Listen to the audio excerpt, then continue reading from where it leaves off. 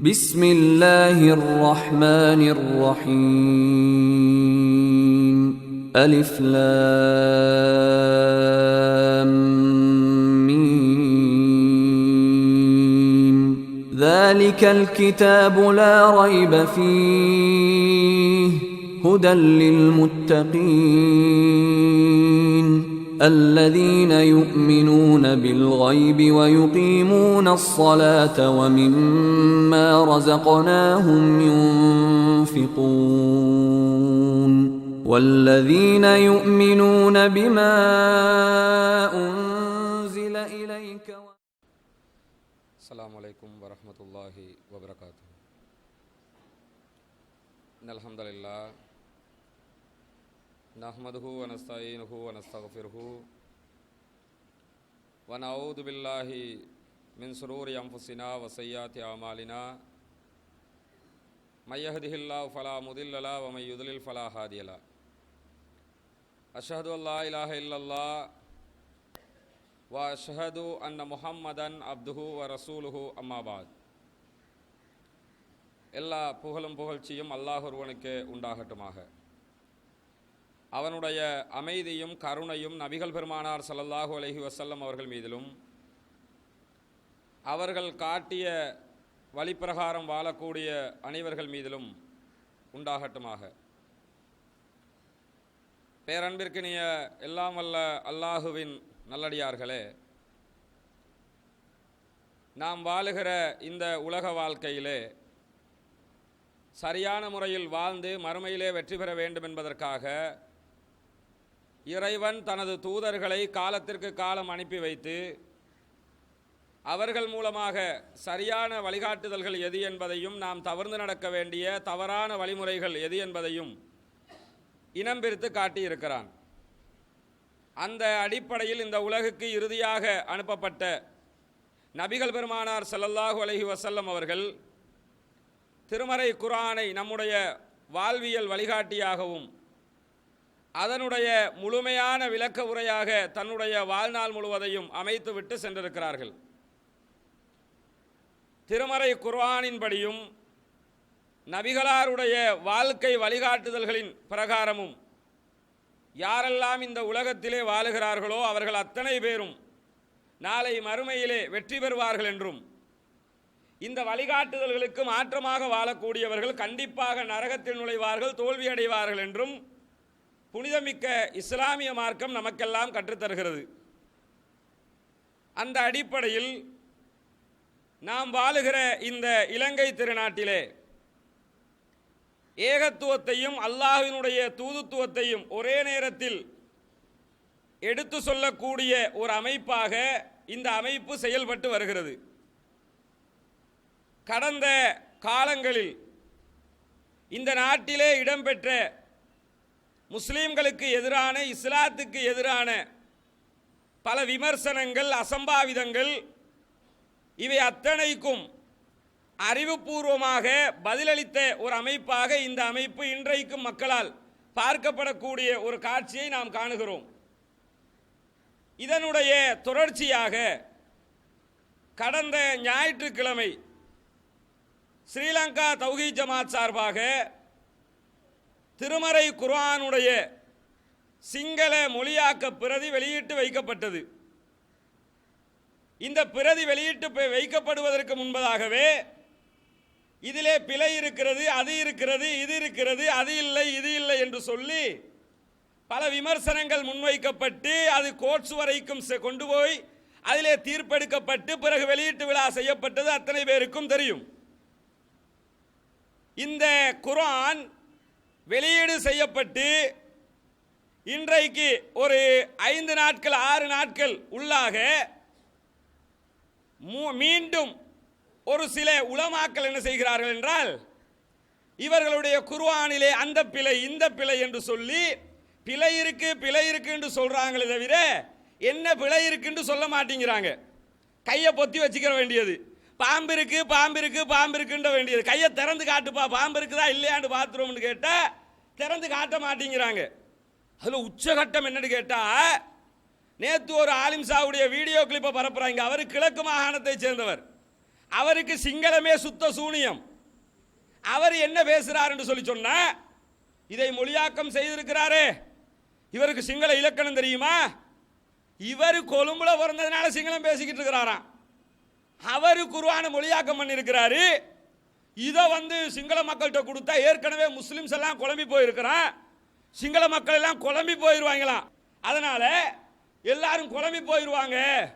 இவர்கள் குர்ஆனை வெளியீடு செய்து மிகப்பெரிய குழப்பத்தை உண்டாக்க போகிறார்கள் என்று ஒரு தப்லீக் சகோதரன் பேசினால் அது ஒரு கணக்கு, ஒரு தரீக்கத்து நண்பர் பேசினால் அது ஒரு கணக்கு, ஒரு அஹ்லே குர்ஆன்காரன் பேசினால் அது ஒரு கணக்கு.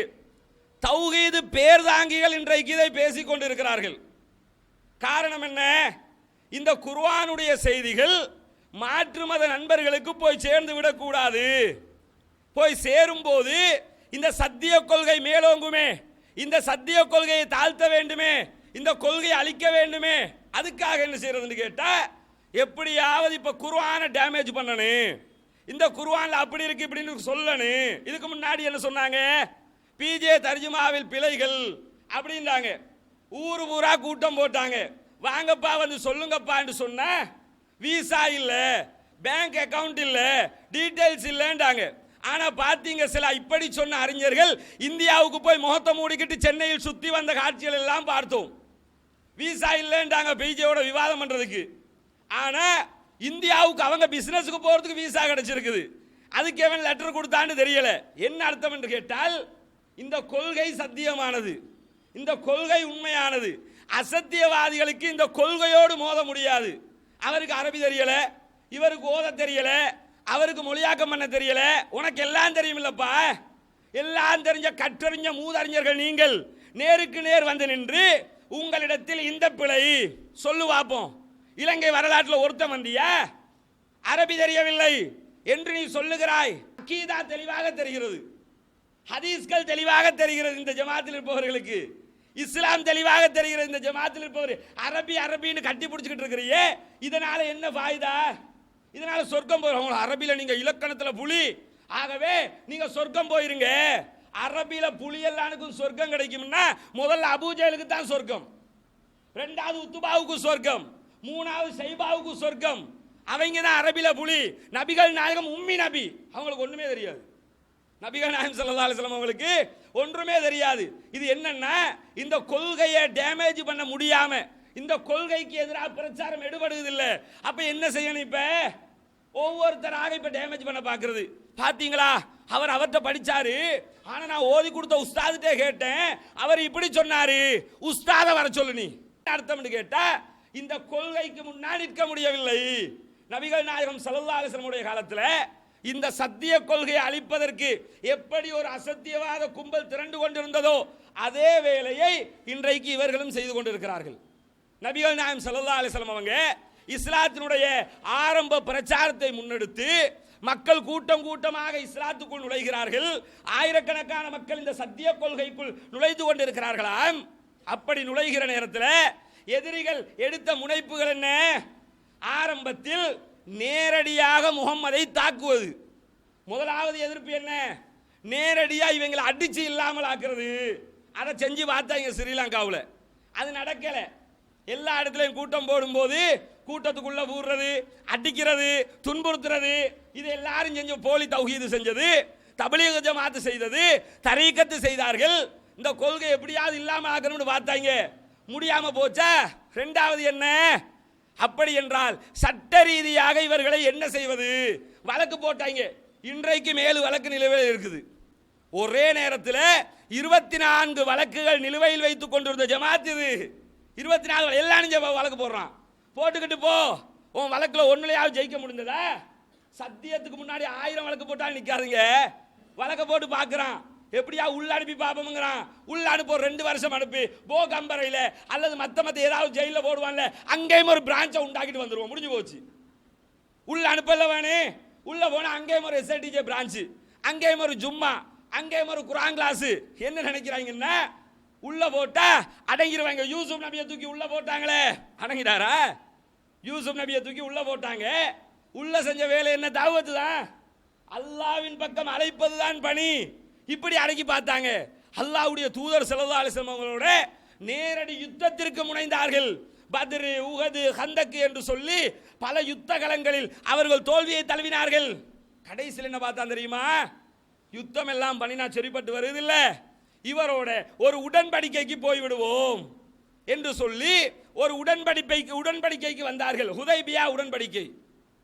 இந்த ஹுதைபியாவில் சொல்லப்பட்ட விஷயங்கள் இருக்குதே, ஹுதைபியா உடன்படிக்கை எழுதப்படுகிறது. நபிகள் நாயகம் ஸல்லல்லாஹு அலைஹி வஸல்லம் அவர்கள் எதிரிகளோடு ஒப்பந்தம் செய்து கொண்டிருக்கிறார்கள். அப்பொழுது எதிரிகள் என்ன சொல்லுகிறார்கள் தெரியுமா? முகம்மதே, இந்த ஹுதைபியா உடன்படிக்கையில் சில நிபந்தனைகள் சேர்க்கப்பட வேண்டும். முதலாவது நிபந்தனை என்ன? நீங்கள் உம்ராவுக்காக இந்த வருடம் வந்திருக்கிறீர்கள், உங்கள் யாரும் இந்த வருடம் உம்ரா செய்யக்கூடாது. ரசூலுல்லாஹ் ஓகேங்கிறாங்க, பிரச்சனை இல்லை, உம்ரா செய்ய மாட்டோம் அப்படிங்கிறாங்க. அப்ப எப்ப நாங்க உம்ரா செய்யணும்? அடுத்த வருடம் நீங்கள் உம்ராவுக்கு வர வேண்டும். வருகிற போது பெரிய பெரிய ஆயுதங்களை கொண்டு வரக்கூடாது, தற்காப்பு ஆயுதங்களோடு மாத்திரம்தான் வர வேண்டும். ஆயுதங்களை உங்கள் உரைகளுக்குள் வைத்துக் கொண்டுதான் உம்ரா செய்ய வேண்டும். ஓகேங்கிறாங்க ரசூலுல்லாஹ். முதலாவது நிபந்தனை, பிரச்சனை இல்லை, நான் ஒத்துக்கொள்கிறேன் அப்படிங்கிறாங்க. இரண்டாவதாக எதிரிகள் நபிகள் நாயகம் ஸல்லல்லாஹு அலைஹி வஸல்லம் அவர்கள் சொல்கிறார்கள், இந்த ஒப்பந்தம் 10 வருடங்களுக்கு நீடிக்கும், 10 வருஷத்துக்குள்ள யாரும் யாரோடும் யுத்தம் செய்யக்கூடாது. ரசூலுல்லாஹ் இந்த ஒப்பந்தத்தை ஒத்துக்கொண்டதுக்கு காரணமே இந்த 10 வருஷம் தான். ரசூலுல்லாஹ் இந்த ஒப்பந்தத்தை ஒத்துக்கொண்டதற்கு மெயின் காரணம் என்ன? இந்த 10 வருஷம் தான். புலி பதுங்கிறது பாயிறதுக்கு தானே ஒழிய அப்படியே பின்னாடி போறதுக்கு இல்லை. இவங்க என்ன நினைக்கிறாங்க? முடிஞ்சு போச்சு, தடுத்துட்டோம்ல, அதை செஞ்சிட்டோம்ல, இதை செஞ்சிட்டோம்ல. 10 வருடத்தை ரசூலுல்லாஹ் ஒத்துக்கொள்கிறார்கள், பிரச்சனை இல்லை. 10 வருடம் இருதரப்பாருக்கும் இடையில் யுத்தம் கிடையாது, அதனையும் நான் ஒத்துக்கொள்கிறேன் என்கிறார்கள். அதுக்கு பிறகு சொல்றாங்க, விரும்பியவர் இஸ்லாத்தை ஏற்றுக்கொள்ளலாம், விரும்பியவர் காவிராக மாறிவிடலாம். ரசூலுல்லாஹ் ஓகேங்கிறாங்க. அது அவனவன் கொள்கையை பொறுத்தது, எவனும் வரலாம் எவனும் போகலாம். சொன்னதுக்கு அப்புறம் எதிரிகள் சொல்கிறார்கள், எங்கள் தரப்பால் உங்கள் தரப்பால் யாராவது இஸ்லாத்தை விட்டு வெறுத்து எங்களிடத்தில் வந்தால் நாங்கள் திருப்பி அனுப்ப மாட்டோம். எங்க கிட்ட இருந்து யாராவது இஸ்லாத்தை ஏற்றி உங்ககிட்ட வந்தா நீங்க திருப்பி அனுப்பிடணுங்கிறாங்க. அவங்கிட்ட இருந்து யாராவது ரசூலுல்லாஹ் விட்டு பிரிஞ்சு வந்தா காவிர்கள் எடுத்து வச்சுக்கிடுவாங்களாம். காவிர்கள்ட்ட இருந்து யாராவது இஸ்லாத்தை ஏற்று ரசூலுல்லாஹ்ட்ட வந்தா திருப்பி அனுப்பிடணுங்கிறாங்க. ரசூலுல்லாஹ் ஒத்துக்கொள்கிறார்கள். சரி, பிரச்சனை. இந்த ஒப்பந்தம் கையெழுத்திடுவதற்கு முன்பதாக அந்த இடத்திலே ஒரு நபித்தோழர் வருகிறார். அந்த நபித்தோழர் வந்து என்ன செய்யறாருன்னா, இஸ்லாத்தை ஏற்றுக்கொள்கிறார். இஸ்லாத்தை ஏற்றுக்கொண்டு எதிரிகள் பக்கம் இருந்து இஸ்லாத்தின் பக்கம் நுழைகிறார். நுழைகிற நேரத்தில் ரசூலுல்லாஹி ஸல்லல்லாஹு அலைஹி வஸல்லம் அவர்கள் காவிர்களை பார்த்து சொல்கிறார்கள், அபூ ஜந்தல் வந்திருக்கிறார். இந்த அபூ ஜந்தல் இதுவரைக்கும் நாங்கள் கையெழுத்து போடுவதற்கு முன்பதாகத்தான் வந்திருக்கிறார், இவரை எங்களோடு அனுப்பிவிடுங்கள். அபூ ஜந்தல் யார் தெரியுமா? எவன் வந்து ஒப்பந்தம் பேசிக்கிட்டு இருக்கிறானோ அவனுடைய புள்ளதான் அபூ ஜந்தல். ஒப்பந்தத்தை போன்ற ரசூலுல்லாஹ்வோட டீலிங் எவன் பேசுறானோ அவன் புள்ள இஸ்லாத்தை ஏத்துக்கிட்டு வர்றான். பார்க்கிறோம்ல, நிறைய பேர் நம்மளை எதிர்க்கிறாங்க, ஆனா அவன் புள்ள தௌஹீத்காரனா இருக்கிறான். அவன் பஞ்சாயத்து தௌஹீத்காரனா இருப்பான், அவனுடைய குடும்பம் தௌஹீத்காரனா இருக்குது. அவன் மட்டும் எதிர்க்கிறான்டா என்ன அர்த்தம்? புள்ளைக்கு சாப்பாடு போடணும், கத்தம் ஓதினா தான் உண்டு. புள்ள குடும்பத்தை நடத்தணும், கந்தூரி ஓதினா தான் உண்டு. குடும்பத்தை எடுத்துக்கொண்டு போகணுமே. அப்ப என்ன செய்யணும்னா எஸ்எல்டிஜி எதிர்த்தா தான் உண்டு. அப்பதான் ஹாஜியார் மாற்ற கரன்சி கட்டுக்கட்டா கலந்துக்கலாம். ஹாஜியார் மாரையும் ஹத்தத்தையும் ஃபாத்தியாவையும் நம்பி இருப்பவர்கள் சத்தியத்தை சொல்ல முடியாது. ரசூலுல்லாஹ் சொல்றாங்க, ஒப்பந்தமே எழுதப்படலப்பா, அபூ ஜந்தலை தாங்க என்னும் போது நீ ஒப்பந்தத்தை முறிக்கிறதா நான் கருதுவேன், அபூ ஜந்தலை தர முடியாதுங்கிறாங்க.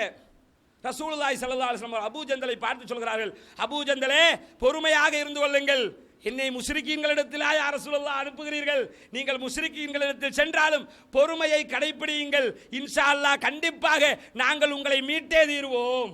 நீங்க அங்க போங்க, பொறுமையா இருங்க. இந்த ஒப்பந்தத்தில் நான் கையெழுத்திட போறதுனால ஒப்பந்தத்தை முறிக்க கூடாது.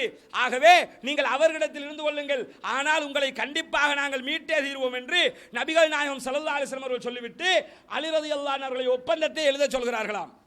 ஒப்பந்தம் எழுதப்படுகிறது. எழுதப்படும் போது அலி ரலியல்லாஹு அன்ஹு அவர்கள் பிஸ்மில்லாஹிர் ரஹ்மானிர் ரஹீம் என்று எழுதுகிறார்கள்.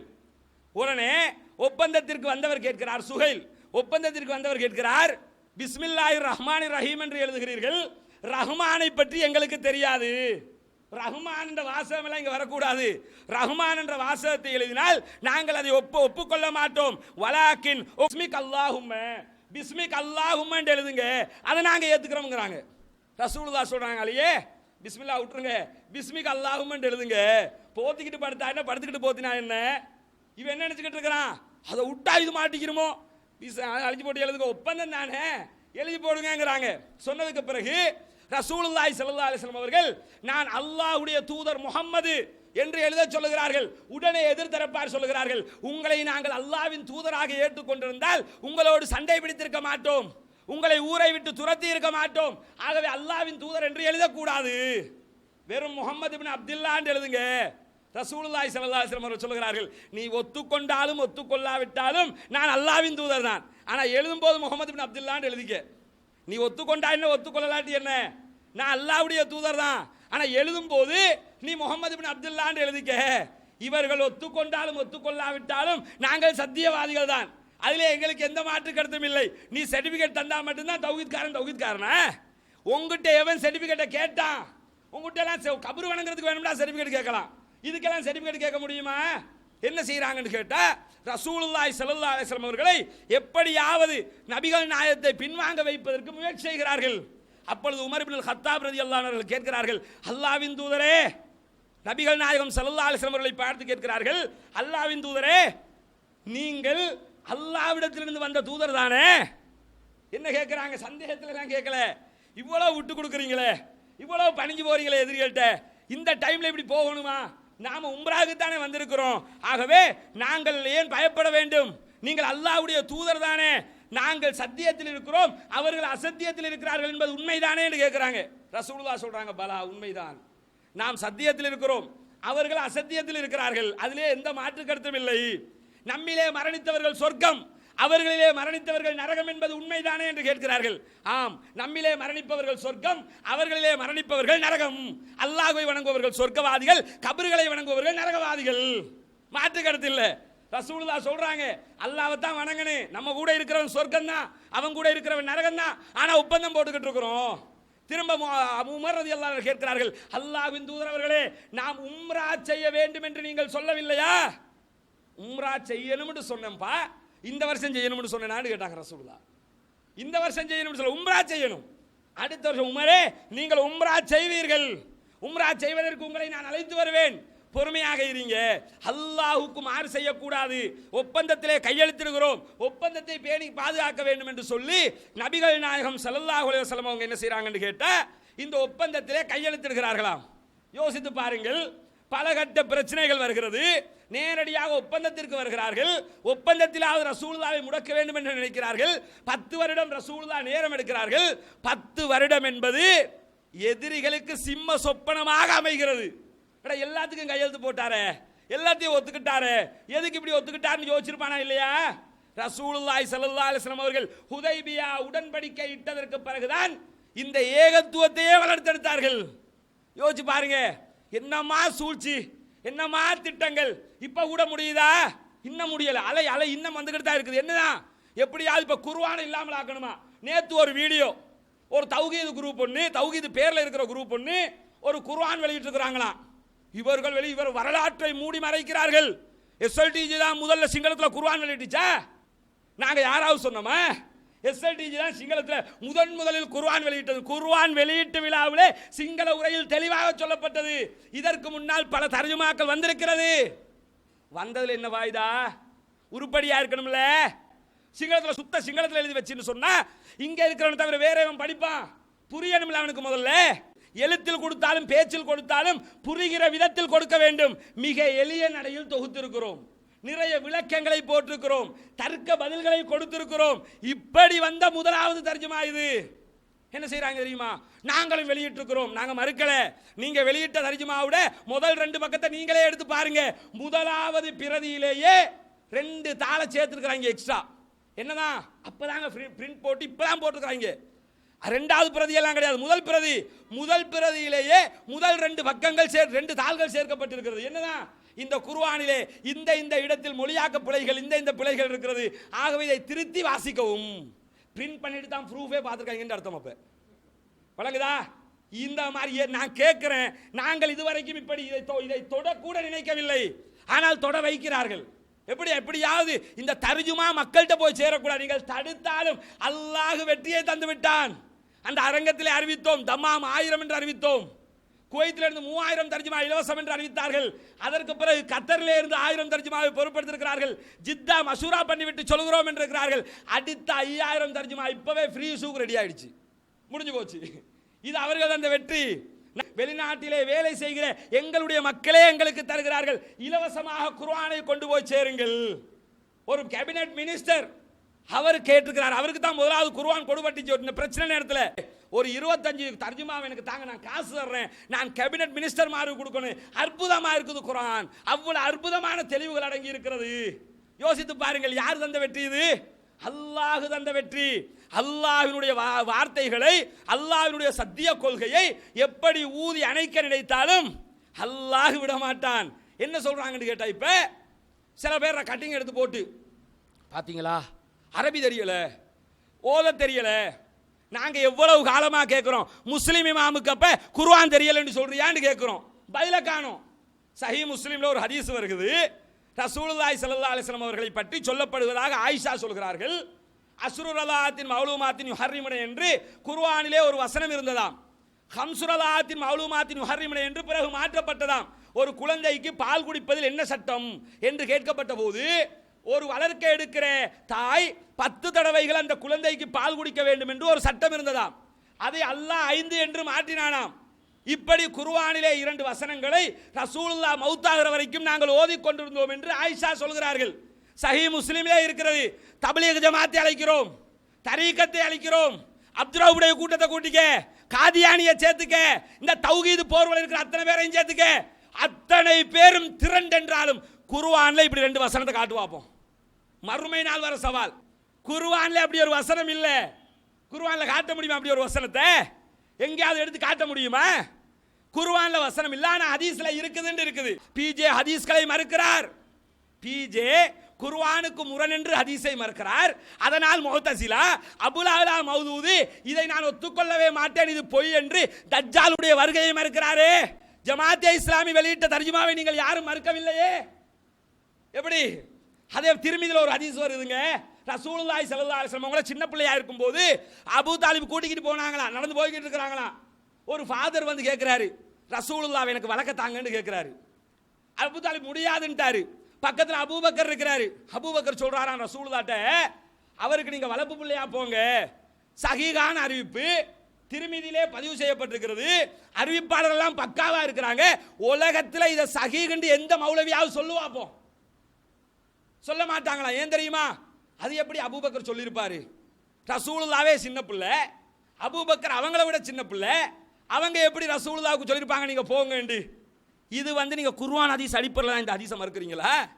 உங்க புத்திக்கு படல, நீ புத்திக்கு படலன்னு மறுத்தா அதை ஏத்துக்கலாம். நாங்க வந்து குர்ஆனுக்கு முரண்படுதுன்னு மறுத்தா அது வழிகேடா? யோசித்து பாருங்கள். அப்ப என்னன்னு கேட்டா, ஒன்றையும் படிப்பதில்லை, சிங்களத்தை பத்தி பேசுறவனை பார்த்தா சிரிப்பா இருக்குதுங்க, காமெடி பீஸ் மாதிரி பேசுறான். ஏன் தெரியுமா? அந்த ஆளுக்கு சிங்களம் சுத்த சூனியம். ஆனா இவர் எங்கே படித்தார் அங்கே படித்தார், ஒரு ஆள் கெட்டதல்னு சொல்லி கொடுக்குறான். அப்படி சொல்லாதீங்க, அவர் கெலனி கேம்பஸ்ல பாஸ் அவுட் ஆக்கு. அப்படியா? சரி சரி, அப்ப அவர் அப்படியா அப்படிங்கிறாய். என்னண்டா ஒன்றும் தெரியல, சும்மா சொல்ல வேண்டியது. அல்லாஹ்வினுடைய இந்த வார்த்தைகளை, அல்லாஹ்வினுடைய இந்த வேதத்தை யார் அழிக்க நினைத்தாலும், எத்தனை பேர் வந்து வைத்தா இந்த உலகத்தில், யார் அழிக்க முடிந்ததா? இல்லாமல் ஆக்க முடிந்ததா? அல்லாஹ் இன்றைக்கு கொஞ்சம் பேர் இதை கிண்டல் அடிக்கிறார்களாம், கேலி செய்கிறார்களாம்.